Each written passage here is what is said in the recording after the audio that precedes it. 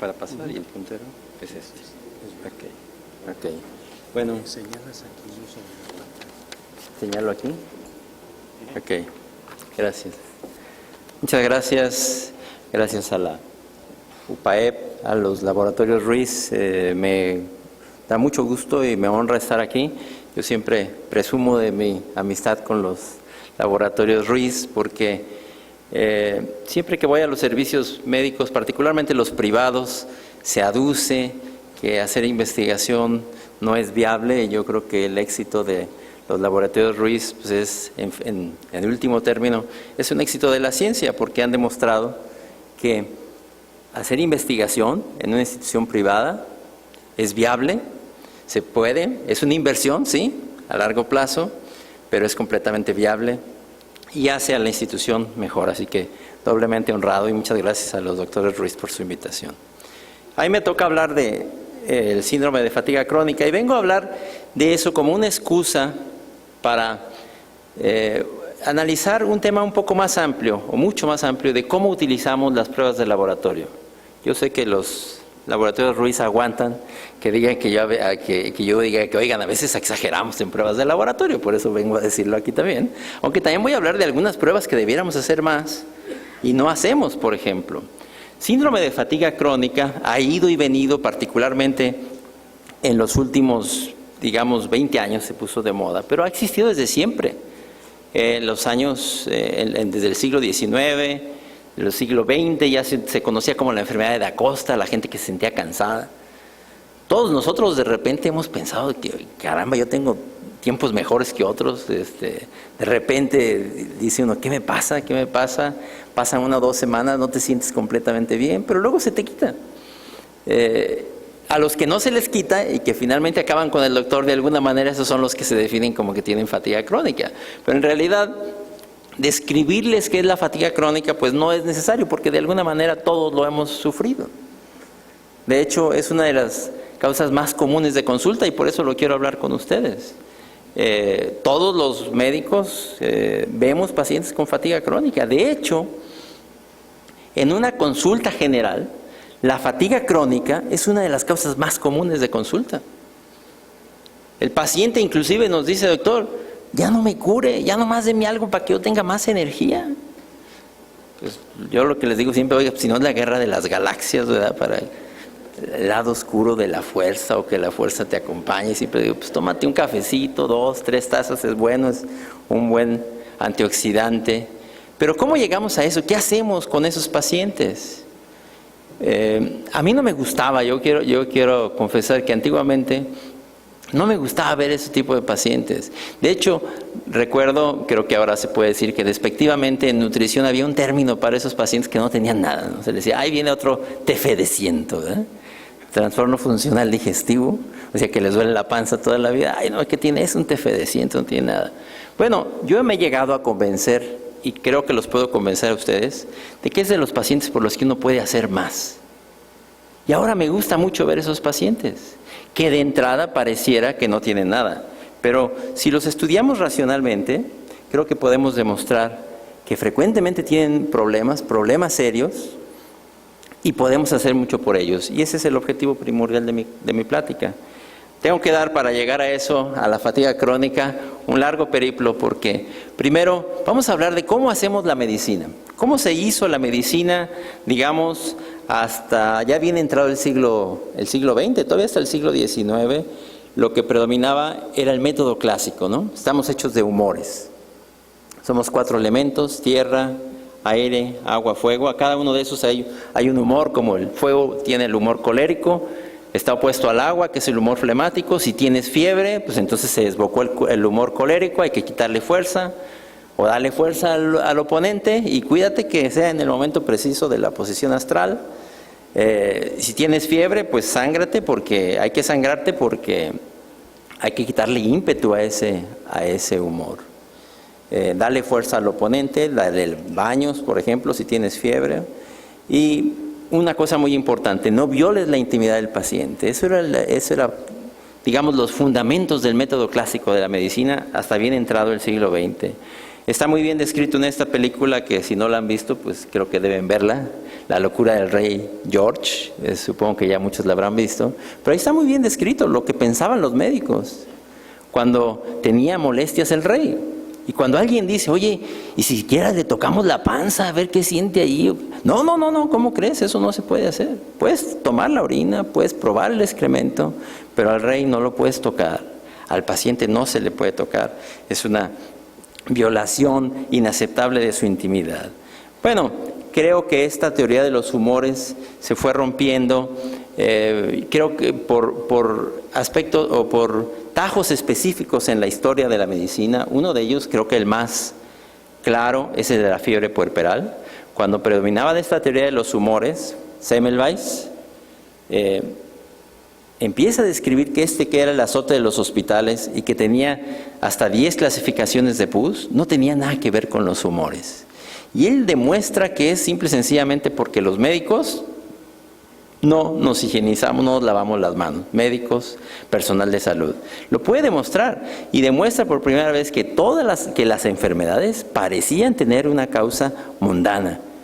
Que sangrar al paciente no solo no lo mejoraba, sino que lo empeoraba. Y fue, digamos, una oposición franca a esa teoría de los humores. Dice aquí su sueño no cumplido, porque en las memorias de Semmelweis dice, a mí nadie me hace caso. No se convencen de que lavarse las manos es suficiente para evitar este problema de la fiebre puerperal en los hospitales. Dicen que estoy dando una solución simplista. Nadie me hace caso, pero me voy a morir con una tranquilidad. En el futuro van a redescubrir que esto que estoy diciendo es cierto y se va a salvar la gente en los hospitales. En el futuro, médicos, enfermeras, personal de salud va a lavar las manos en los hospitales. Y yo digo que si va a resucitar Semmelweis, que no resucite en este momento, que se espere otros 200 años. Porque para estas épocas, médicos, enfermeras, personal de salud, no nos lavamos las manos en los hospitales. Nosotros criticamos a los compañeros de Semmelweis porque no le hicieron caso. Decimos, no, qué poca, veamos cómo. Pero es que la ciencia no era madura.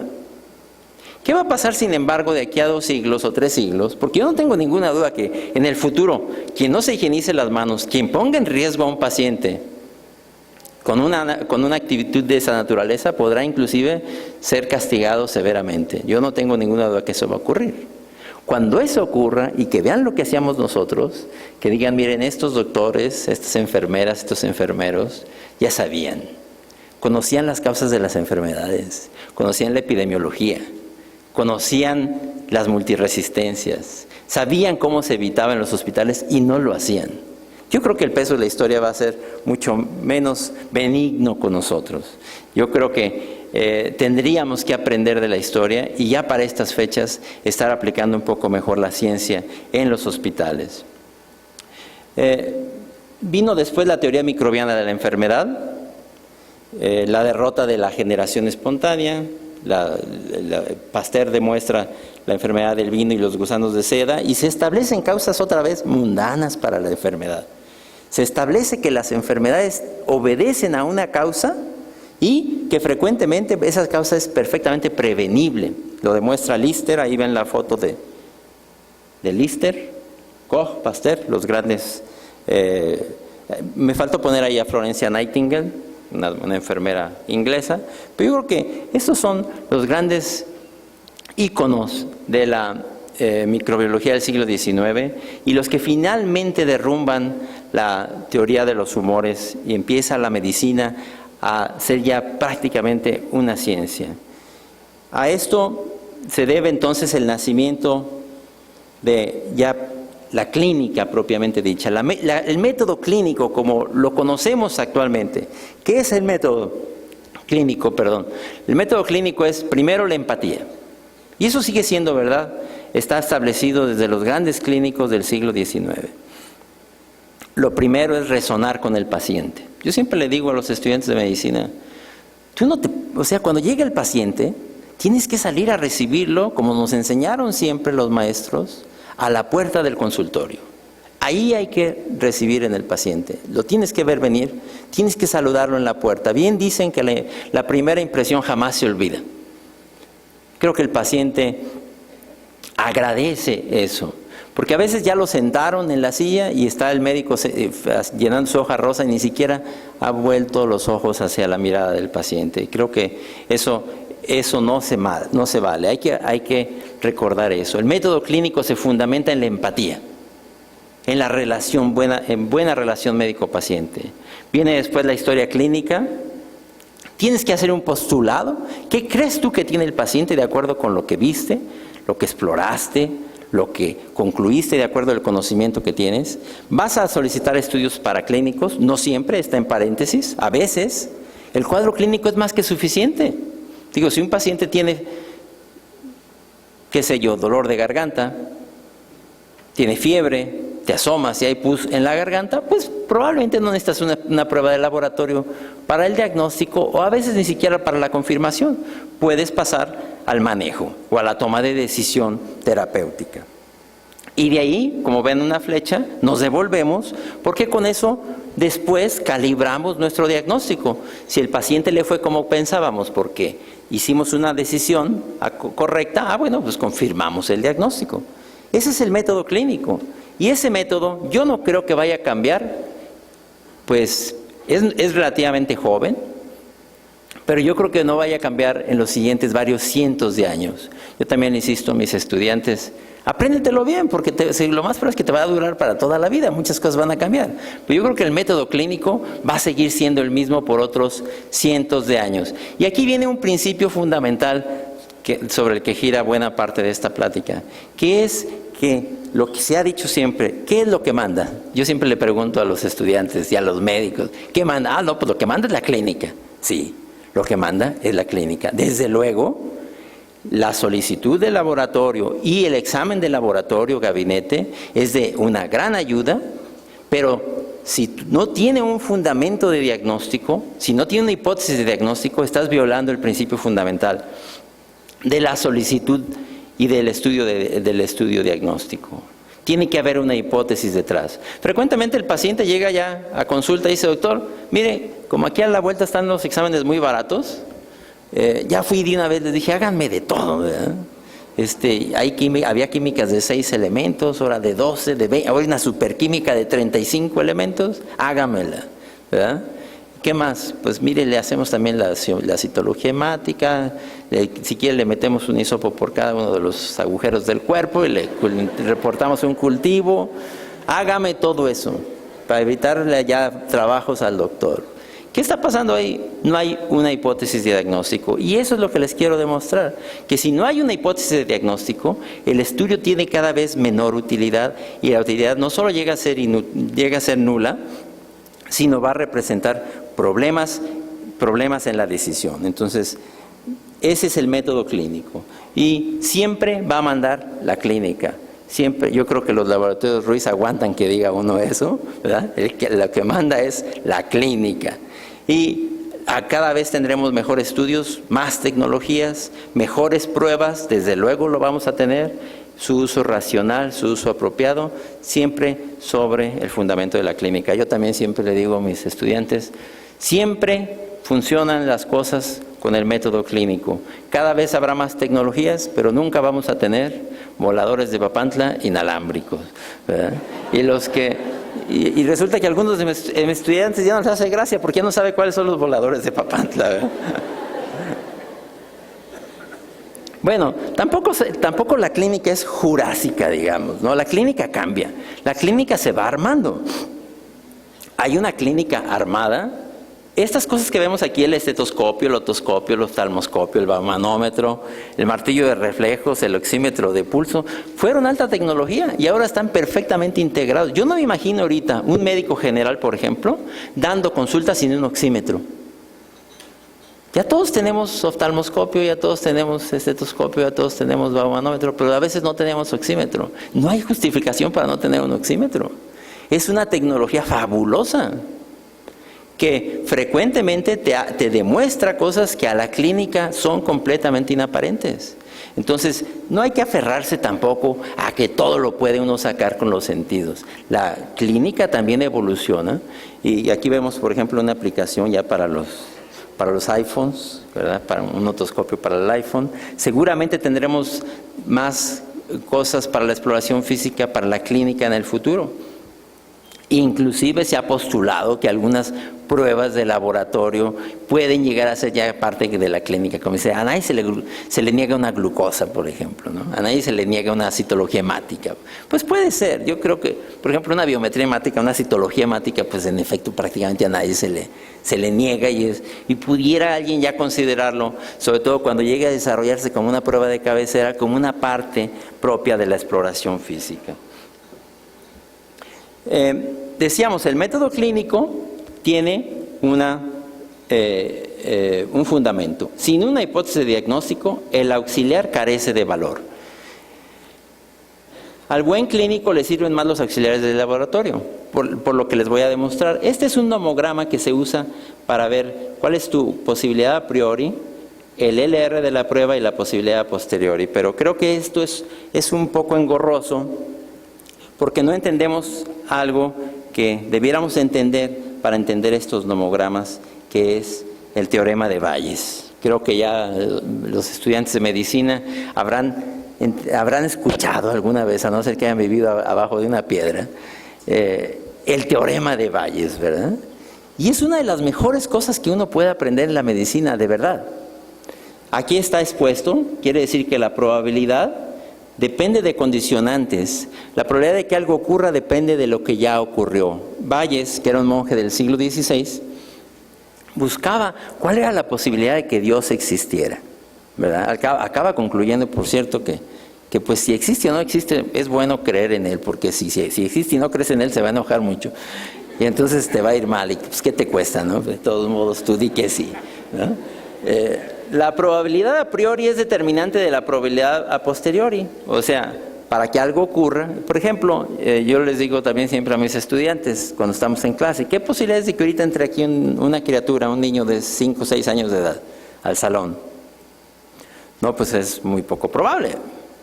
Como qué tan probable es, como si te pregunto si estás en urgencias, ¿qué tan probable es que el siguiente paciente que entre tenga lupus eritematoso? Bueno, pues es poco probable, ¿verdad? Ok, pero volviendo al niño, si ahorita entra una pelota por la puerta que está abierta y luego entra un carrito de cuerda, ya no hay carritos de cuerda, ahora de pilas, ¿verdad? ¿Qué tan probable es que entre un niño? Ya es más probable. Así funciona la clínica, ¿verdad? Si yo te digo, ¿qué tan probable es que el siguiente paciente tenga lupus? Dices, no, es muy poco probable, doctor. Y si te digo, bueno, ¿qué tan probable es que si el siguiente paciente es mujer, joven y tiene fiebre, tenga lupus? Ya es más probable. Entonces, las condicionantes cambian también la posibilidad a posteriori de una prueba. Y esto es a lo que se aplica el teorema de Bayes. Hay que irlo leyendo. Yo aquí no se los voy a repetir, nada más se los voy a ilustrar, digamos. Hay que leerlo muchas veces y hay que entenderlo. Yo también siempre insisto que cuando ya esté uno en la tarde, un domingo por la tarde viendo gol, error y figura o lo negro del arbitraje, es buen momento para decir qué estoy haciendo con mi vida y irme aunque sea a Wikipedia a leer Tomás Bayes. Lean su biografía y van a entender poco a poco el teorema de Bayes, que es fundamental para entender cómo se aplican las pruebas en el laboratorio. Miren, por ejemplo, creo que también todos entendemos los valores de utilidad de una prueba. Nos dicen la sensibilidad, la capacidad de una prueba de detectar a los enfermos, la especificidad, la capacidad de detectar a los sanos, el valor predictivo positivo, qué tan probable es que el paciente tenga la enfermedad, una vez que la prueba es positiva, valor predictivo negativo, qué tan probable es que la enfermedad no esté presente cuando la prueba es negativa. Y frecuentemente hacemos muy poco caso de esto que se llama el LR positivo y el LR negativo. Y sin embargo, eso es lo más importante, por lo que les voy a mostrar también. Miren, ustedes piensan en VIH, imaginen varios escenarios diferentes. Por ejemplo, un varón que va a donar sangre, o una trabajadora sexual del estado de Guanajuato, que es donde yo vivo y donde conozco más o menos las estadísticas, no las trabajadoras sexuales, ¿verdad? Un campesino con tuberculosis o un varón que ha perdido 30 kilos de peso. Obviamente, en todos está sospechando que pueda tener VIH. En el caso del donador, pues lo que no quieres es que se lo vaya a pasar a alguien, por eso es tu sospecha. En la trabajadora sexual, si estás, se supone, trabajando del lado del sector salud, pues le vas a pedir una prueba malamente porque no debiera hacerse. Un campesino con tuberculosis está sospechando que probablemente a través de un condicionamiento por la migración al otro lado, esos campesinos a veces tienen más VIH y si tienen tuberculosis, pues qué sé yo. A cada uno de estos le vas a dar tú una probabilidad a priori de la prueba. Cada uno tiene una probabilidad a priori de la prueba. Sin embargo, el valor de utilidad te dice que si la prueba sale positiva, la posibilidad de que esté presente la enfermedad es del 98%. Y yo lo que les voy a demostrar es que eso no es cierto. Es completamente distinta para un varón que va a donar sangre que para alguien que ha perdido 30 kilos de peso. La mismísima prueba, el mismo laboratorio, una prueba bien hecha. ¿Qué es el LR, o the likelihood ratio? Es a mayor sensibilidad, mayor LR, a mayor especificidad, mayor LR, y hacen lo que se llama una curva ROC. No me meto ahorita con eso, no se preocupen, pero te viene dando un valor. Mientras más grande sea el LR para las pruebas positivas, es mejor. Un LR que está por debajo de 5 es mediocre, te lo voy a mostrar ahorita. Un LR de 5 a 10 es más o menos bueno, uno de 11 a 20 muy bueno, y más de 20 es excelente. Bueno, pero ¿qué pasa cuando aplicas una prueba con un LR excelente, pero clínicamente andas mal o andas con una probabilidad a priori extraordinariamente baja? Aquí vamos a ponerlo en contexto. Miren, vamos a volver a lo que les decía ahorita. Piensan en VIH. Un varón que donará sangre tendrá una posibilidad de tener, antes de la prueba, más o menos un 0.01%. El donador, el que ya se aventó a donar sangre, que dijo que se portaba bien, que él no tenía factores de riesgo, ya lo revisó el doctor y todo es negativo, va a donar sangre. Esta es su posibilidad más o menos de tener VIH. Una trabajadora social de Guanajuato, más o menos el 1 o 0.1, dependiendo de las áreas de Guanajuato, se ha mandado redadas para hacerles VIH a las trabajadoras sexuales en Guanajuato. Y resulta que cuando se ha hecho a veces en algunas regiones de Guanajuato, salen más bajas que las amas de casa. Y se ha dicho que en Guanajuato es más riesgo ser ama de casa que ser trabajadora sexual. Un campesino con tuberculosis podía ser un 10%, y un varón con pérdida de peso un 30%. Eso es lo que tú estás pensando de probabilidad antes de la prueba. Ahora, la prueba, si sale positiva, te va a cambiar esas posibilidades. No más que no te va a cambiar lo mismo si piensas en el 0.1% que en el 1% que en el 30%. Porque el LR se comporta de esta manera. Si tú tienes, por ejemplo, 60% antes de una prueba y el LR tiene 50, como es la prueba de VIH, tu probabilidad posterior de la prueba es del 99%. Entonces, un varón que ha perdido 30 kilos de peso, si tú estabas pensando aquí, bueno, pues entonces prácticamente dices con certeza que tiene VIH. Creo que una mejor manera de demostrarlo es así. No más que los cambios, lo que ustedes ven aquí en una flecha, este es el LR de la prueba. Te va a llevar de esta posibilidad o de esta probabilidad a esta otra. Y el tamaño, el recorrido de la flecha es qué tan buena es la prueba. O sea, si el recorrido de la flecha es más estrecho, digamos de aquí para acá, es que el LR es más chiquito. Si el LR es más grandote, la flecha se hace más grandota. Entonces aquí vamos a usar el mismo LR. El del VIH, digamos, vamos a suponer que el LR del VIH es de 50, que es muy bueno, porque tiene una sensibilidad cercana al 100%, porque tiene una especificidad cercana al 100%. Por eso tiene un LR de 50. Entonces, el que va a donar sangre parte de una probabilidad a priori de 0.1%. El LR positivo de 50 te lleva a 5%.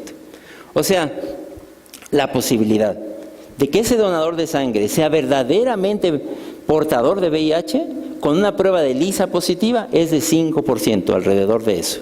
5%. O sea, 95%, 95 de cada 100 veces va a ser un falso positivo, a pesar de que el valor predictivo positivo de la prueba es de 98%. Vean lo que pasa cuando es una trabajadora sexual. Ya partes del 1%, y por el solo hecho de haber partido del 1%, el mismo LR, la misma prueba, ya te lleva al 35%. La probabilidad posteriori ya es sustancialmente mayor. O sea, en vez de haberte recorrido 5 puntos porcentuales aquí, del 0.1 al 5%, te llevó del 1 al 33. Te llevó 33 puntos porcentuales en el recorrido. ¿Por qué? Porque partiste del 1%, no de una fracción del 1%. ¿Qué quiere decir? Que mientras mejor clínico seas para las pruebas, mientras más te salgas de estos valores infinitesimales, el LR te va a recorrer más. Porque esta escala, de acuerdo con el teorema de Bayes, no es numérica, es logarítmica. Entonces, si tú partes de todo con posibilidades infinitesimales, pues hay muy pocas pruebas que clínicamente te vayan a servir de algo. Aquí está, por ejemplo, si tú partes del 10% en el campesino con tuberculosis, partes del 10%, eso te va a llevar casi al 90%. Y en el paciente que tenía pérdida de peso, te va a llevar más o menos del 30% a casi el 96-97%. Es la misma prueba. Si lo ejemplificamos aquí ven todos los recorridos. La mismísima prueba, el mismo LR, el mismo laboratorio, te lleva en un caso. Aquí te recorre 5 puntos porcentuales, aquí te recorre 30, aquí te recorre 70 y aquí te recorre más o menos los mismos 70, porque aquí también se vuelve logarítmica.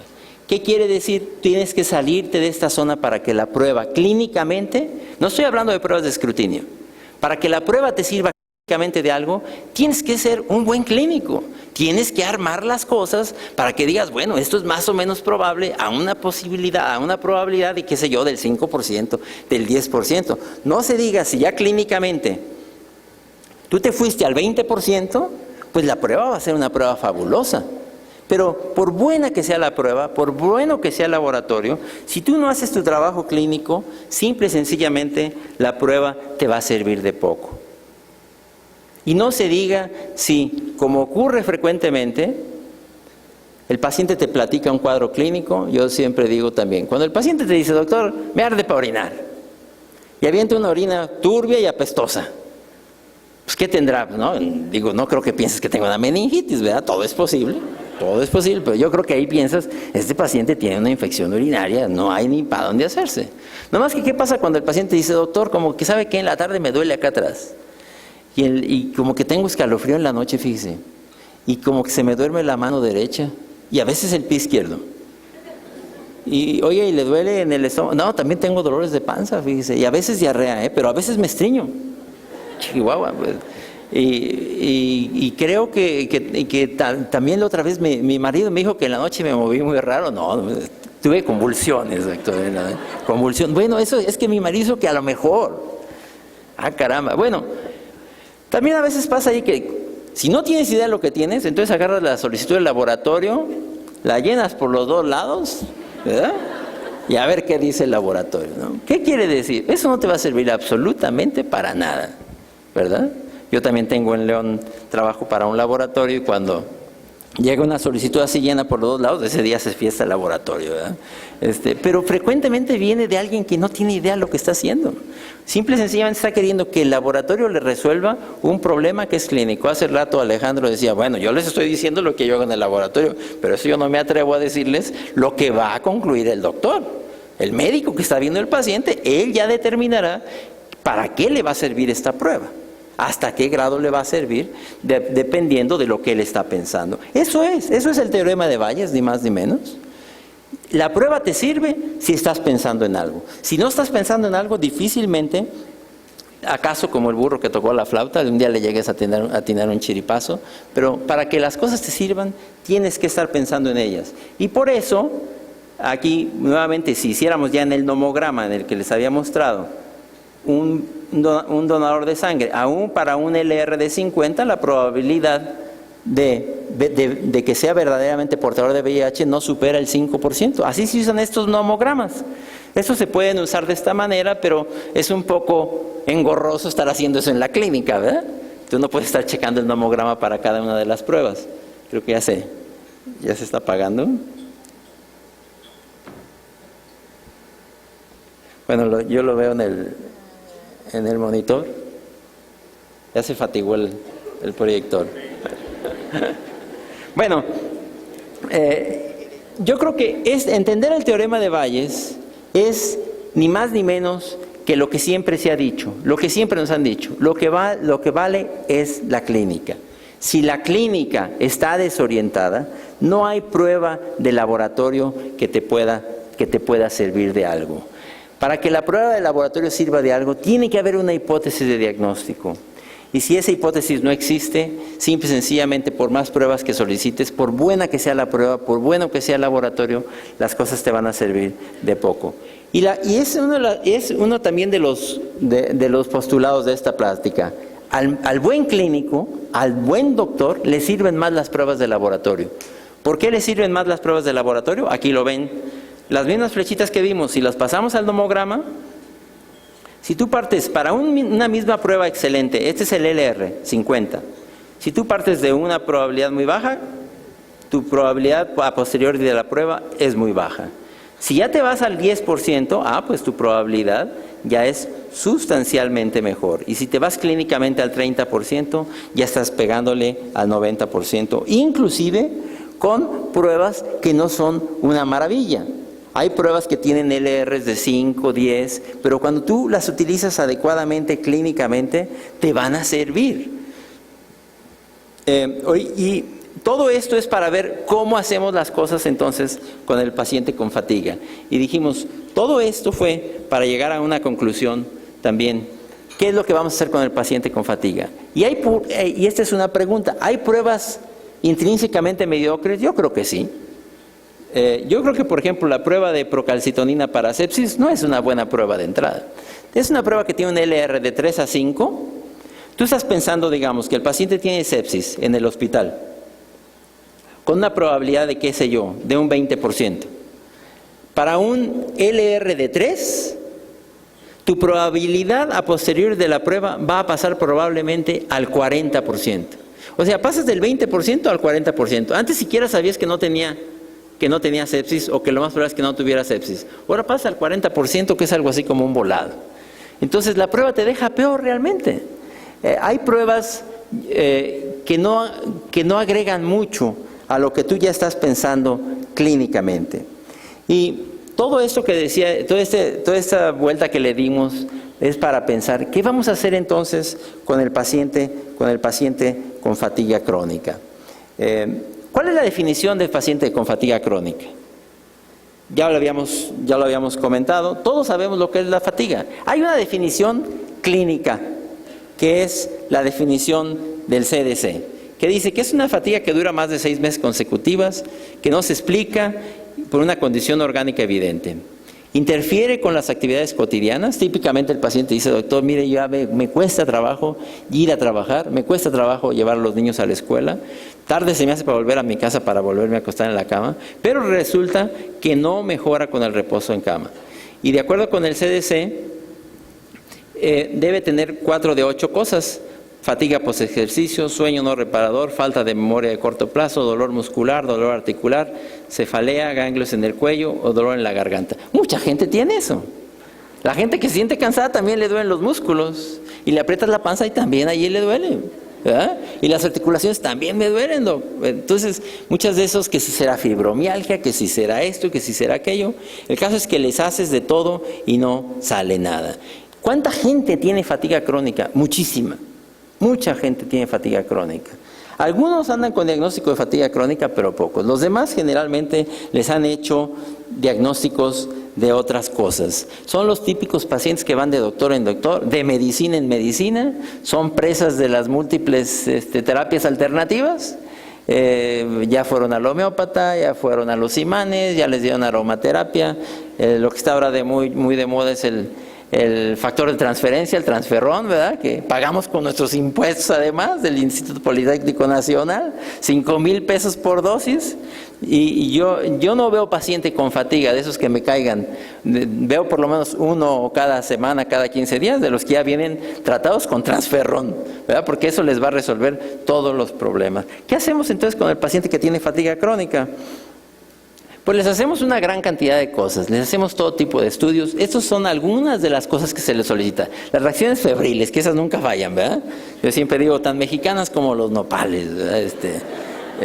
Tífico O, tífico H, mire, 80, ¿verdad? No, ya, pues usted, ahora sí, pero para todo, ¿no? Y doctor, mire, es que ya me subió a 160, mire, y ya me bajó a 40, qué bueno, ya estoy mejor, ¿verdad?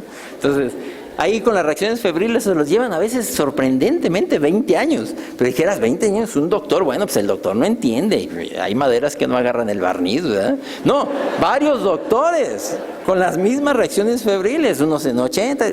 Las reacciones febriles, no, para empezar, si no tiene fiebre. ¿En qué se fundamenta el ataque a las condiciones generales? Porque frecuentemente dice fatiga y le ponen la historia clínica, ataque a las condiciones generales. También yo siempre pregunto a mis estudiantes, ¿en qué se fundamenta el ataque a las condiciones generales? Para que lo escribas, a no ser que el paciente tenga edema, en la pérdida de peso. Si no hay pérdida de peso, pues no hay ataque a las condiciones generales. Yo le pregunto a los pacientes, señora, y en estos 20 años de calvario, ¿verdad? Esta tifoidea que tiene usted tan brava, ¿cuántos kilos ha perdido usted? Ay, no, doctor, ya subí 30 kilos. Pues ¿qué ataque a las condiciones generales son esas, ¿no? Entonces, reacciones febriles. En Guanajuato, como además mucha gente tiene títulos de 40, 80 para brucelosis, en Guanajuato la brucelosis, todos los que se sienten cansados tienen fiebre de Malta. La superquímica sanguínea que ahora tiene ya llegó a los 35 elementos, nada más, puesto que las pruebas de laboratorio están hechas para el 95% de normalidad. Si tú mandas a hacer 35 elementos de química sanguínea, por pura estadística, 2 van a salir alterados. Y de ahí se agarran, de donde sea, dicen que un desesperado se agarra de una alcayata ardiendo, ¿verdad? Entonces, anticuerpos antinucleares y otras para autoinmunes, todas las que ustedes quieran, ¿no? Antimusculo, lisos, no sé, las que ustedes, todas las que vengan ahí en la solicitud.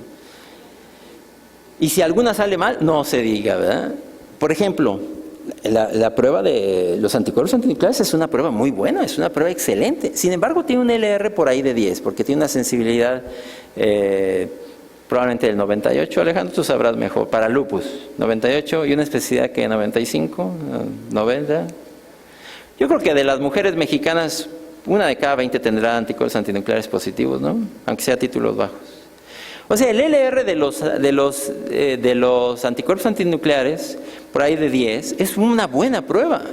Pero si tú se la mandas a hacer a la que se siente cansada, no, bueno, pues estás partiendo otra vez en ese nomograma probablemente del 1%, del 0.5% de probabilidades de que tenga lupus. Por buena que sea la prueba, te va a llevar al 3%. Y sin embargo, llegan a salir los antinucleares positivos y como si estuviera escrito en piedra, usted tiene lupus. Y así no se usan las pruebas de laboratorio. Cultivos del exudofaringio, a muchos les duele la garganta también. No se diga que le prenden el aire acondicionado, ¿verdad? No me le prendas, me duele dolor, me da dolor de garganta. Todos esos andan de cultivo de exudofaringio en cultivo de exudofaringio. A veces tienen apnea del sueño. Los pacientes con apnea del sueño que respiran mucho por la boca amanecen con la garganta hecha pedazos, y se sienten cansados. Perfil de Torch, ¿para qué? No sé. Pero perfil de Torch, serología de virus de Epstein-Barr. Hace unos 15 años se puso de moda el Epstein-Barr como causante de la fatiga crónica porque epidemiológicamente había alguna asociación. Y se quedó como un resabio, digamos, pedirle serología del virus de Epstein-Barr. Y como es tan complicada de interpretar y hay tantos marcadores que alguna de ellas sale positiva y de ahí también. Usted tiene una infección crónica por el Epstein-Barr, coproparasitoscópicos, etcétera, etcétera, etcétera. Pero, ¿a qué va a llevar todo eso? La conclusión no te va a llevar a absolutamente nada. Quiero presentarles esto porque creo que esto cambió la medicina. El síndrome de respuesta inflamatoria sistémica, la definición clínica, se estableció más o menos en los 90. Siempre se había estipulado que esos pacientes podían estar infectados. Pero el síndrome de respuesta inflamatoria sistémica se define clínicamente. Debes tener fiebre o taquipnea, taquicardia. Taquicardia es más de 90 por minuto. Leucocitosis o leucopenia o desviación a la izquierda. ¿Por qué se los presento? Porque si ustedes se fijan, el síndrome de respuesta inflamatoria sistémica es clínico y tiene la otra prueba que les digo yo, que yo creo que en el futuro va a ser prácticamente una prueba clínica, la biometría hemática o citología hemática, como si digo biometría luego me cuelgan los hematólogos, ¿verdad? La citología hemática. ¿A qué voy? Yo también siempre insisto, hay que checar los signos vitales.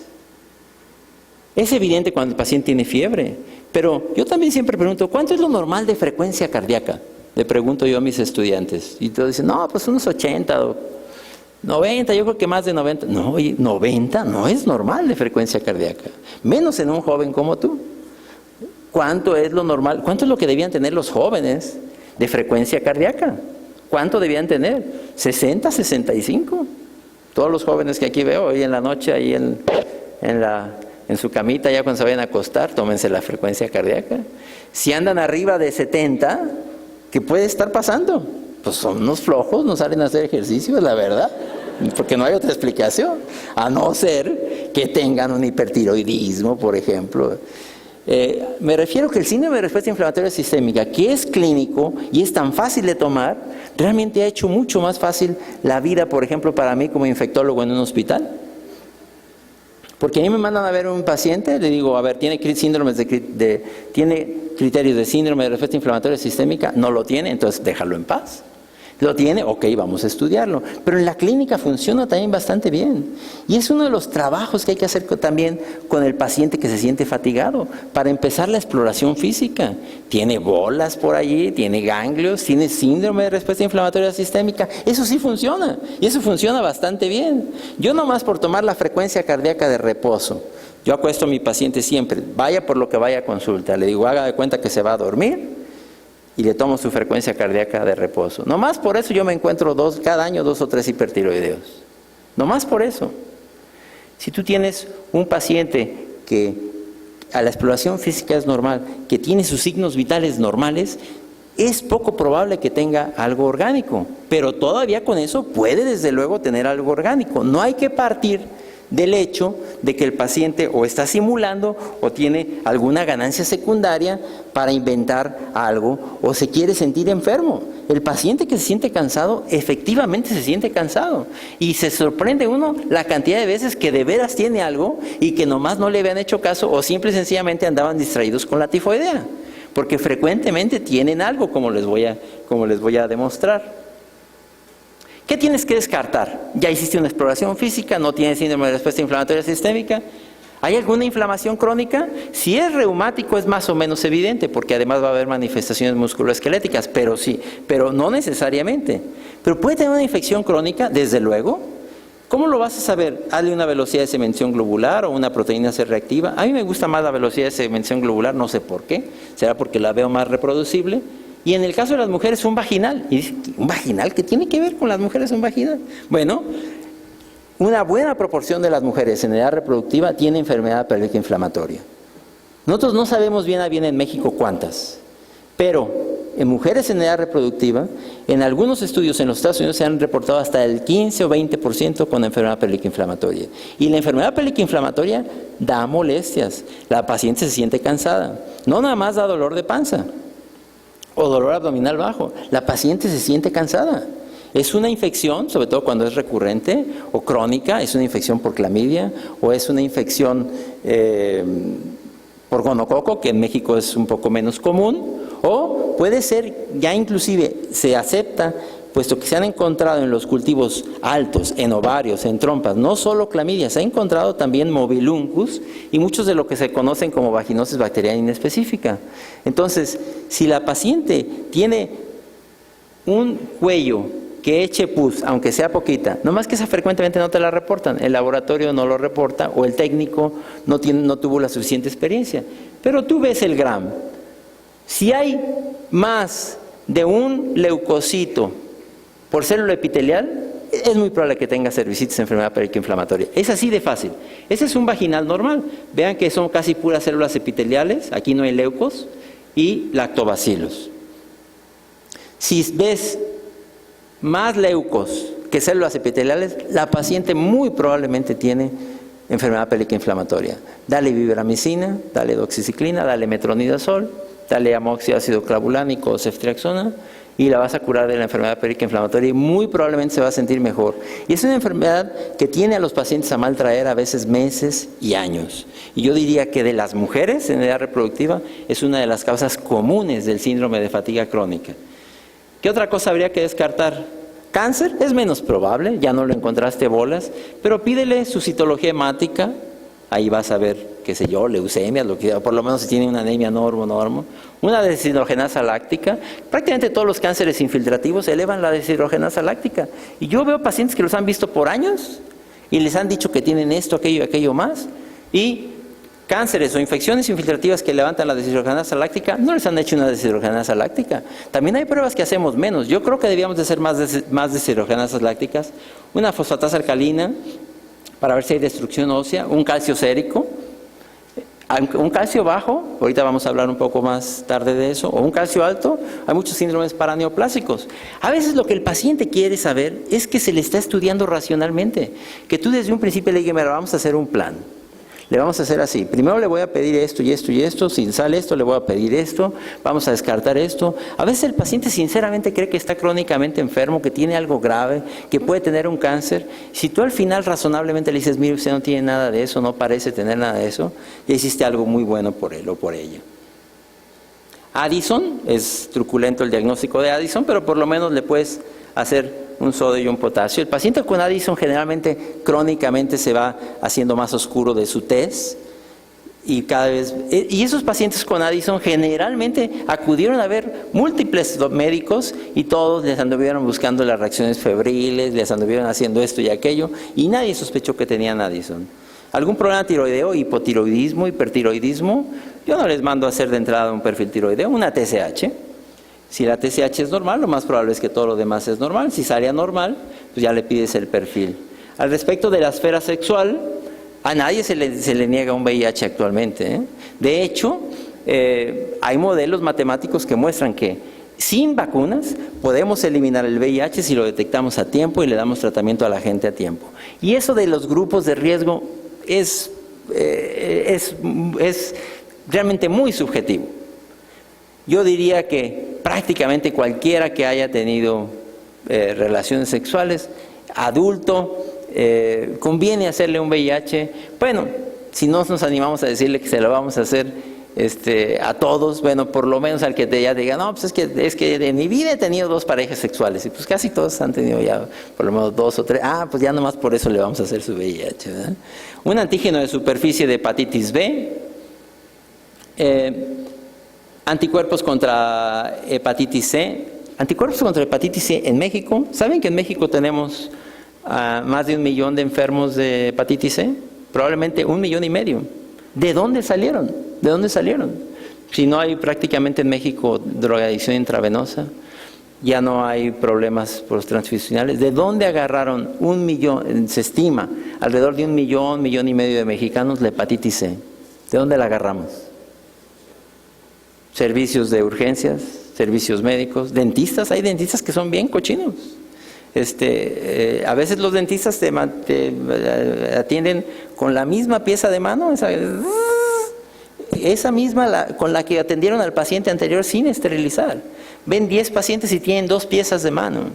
No todos, no quiero satanizar a los dentistas, pero en México prácticamente todos, particularmente los que tengamos más de 50 años de edad, tenemos riesgo de hepatitis C y debiéramos hacernos una prueba de anticuerpos contra hepatitis C. El alcoholismo es muy común, el paciente toma alcohol y frecuentemente considera que es normal su ingestión de alcohol, o si tiene algún problema hepático, hazle una TGP. Estaban aquí el antígeno de superficie, los anticuerpos contra hepatitis C. Y vamos a suponer que todo esto va saliendo normal. ¿Qué dejé al último? Yo dejé al último uno de los que creo que son con mucho más útiles.